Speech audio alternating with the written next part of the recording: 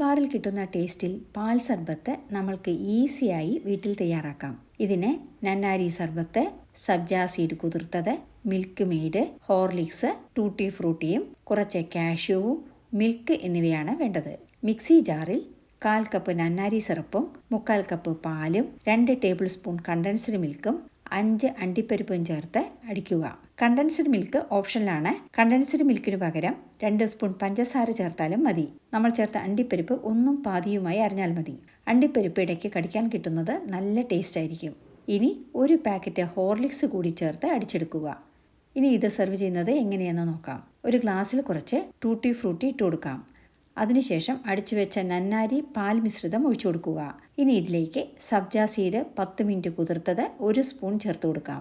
നല്ല സ്വാദുള്ള milk സർബത്ത് ready. Ice cubes വേണമെങ്കിൽ ചേർക്കാം. വീഡിയോ ഇഷ്ടമായാൽ ഷെയർ ചെയ്യാനും സബ്സ്ക്രൈബ് ചെയ്യാനും മറക്കരുതേ. Thank you for watching and supporting.